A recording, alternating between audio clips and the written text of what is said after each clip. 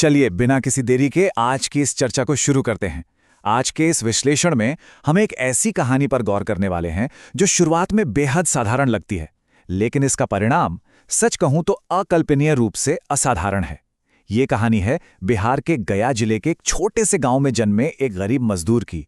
दशरथ मांझी, एक ऐसा इंसान जिसका जीवन सिर्फ मजदूरी और संघर्ष के इर्द गिर्द घूमता था। लेकिन फिर एक गहरे दर्द ने उनके भीतर कुछ ऐसा असाधारण करने का जज्बा पैदा कर दिया जिसने हमेशा के लिए इतिहास के पन्नों में उनका नाम दर्ज कर दिया। जिसने अकेले ही पहाड़ को हरा दिया। जरा इस बात की गहराई को महसूस कीजिए।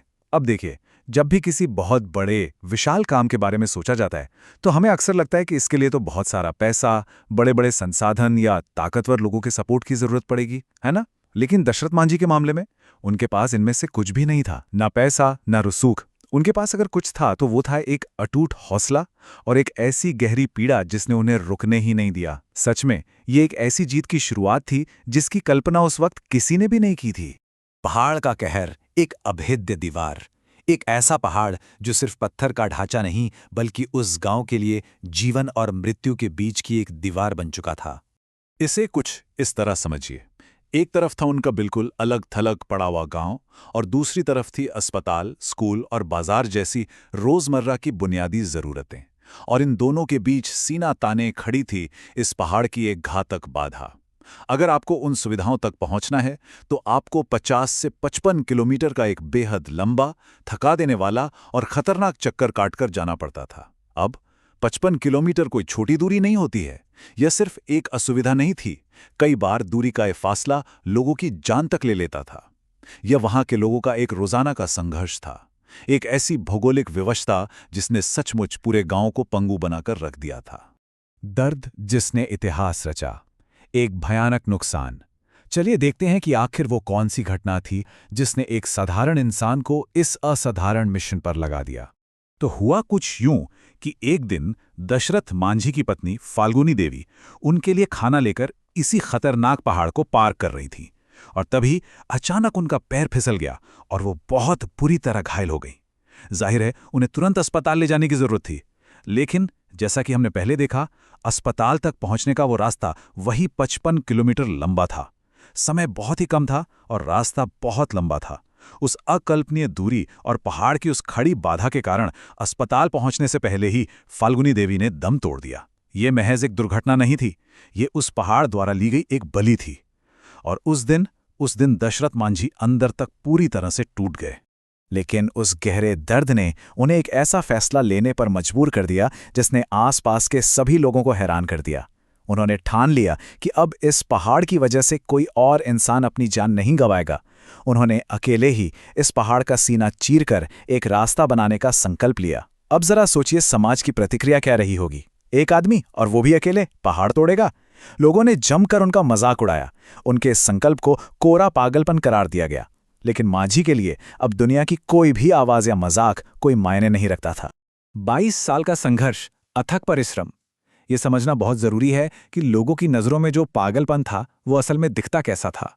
जरा कल्पना कीजिए, कोई भारी मशीनें नहीं, कोई डायनामाइट नहीं, हाथ में सिर्फ एक हथौड़ा और एक छेनी, बस। और इन्हीं मामूली औजारों के साथ दिन रात बिना रुके लगातार काम। चाहे झुलसा देने वाली भयंकर गर्मी हो या कड़कड़ाती हुई ठंड, उस हथौड़े की चोट कभी नहीं रुकी। लोग लगातार उन्हें पागल कहते रहे, उपहास करते रहे, लेकिन मांझी के दिमाग में सिर्फ एक ही धुन सवार थी, मुझे रास्ता बनाना है। हथौड़े की हर एक चोट के साथ पत्थर टूटता रहा और वो अकल्पनीय सपना धीरे धीरे, बहुत धीरे धीरे आकार लेने लगा। जब पहाड़ झुक गया, एक असंभव जीत। वो ऐतिहासिक दिन जब खुद प्रकृति को भी एक इंसान के अटल इरादे के सामने झुकना पड़ा। 22 साल, जी हाँ, 22 साल। ये कोई मामूली आंकड़ा नहीं है, ये पूरे 22 साल की अटूट तपस्या है। 22 साल तक रोजाना बिल्कुल अकेले एक विशाल पहाड़ से लड़ना। जरा सोच कर देखिए, इतने लंबे समय तक बिना किसी स्वार्थ के सिर्फ एक छेनी और हथौड़े के साथ डटे रहना, यह अपने आप में मानवीय क्षमता और जिद का शायद सबसे बड़ा प्रमाण है। अक्सर होता क्या है, कुछ महीनों या सालों में ही अच्छों की हिम्मत टूट जाती है ना? लेकिन ये इंसान पूरे 22 साल तक उस पहाड़ का सीना छलनी करता रहा। और इस 22 साल की तपस्या का परिणाम सच में अकल्पनीय था।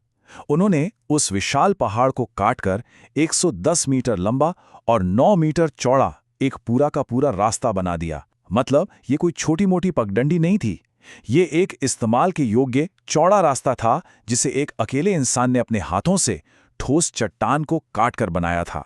ये मेहनत की एक जीती जागती मिसाल बनकर दुनिया के सामने खड़ा हो गया।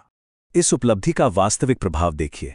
जो दूरी पहले 55 किलोमीटर हुआ करती थी, वो इस रास्ते के बनने के बाद घटकर मात्र 15 किलोमीटर रह गई। स्रोतों के अनुसार ये तथ्य बहुत ही दिलचस्प और सोचने पर मजबूर करने वाला है कि जो काम एक पूरे व्यवस्था या कहें सरकार का पूरा ढांचा वर्षों तक नहीं कर पाया, वह काम एक अकेले गरीब मजदूर ने कर दिखाया। ये सिर्फ एक सड़क नहीं थी, यह जीवन और मृत्यु के बीच की दूरी को कम करने वाला एक पुल था।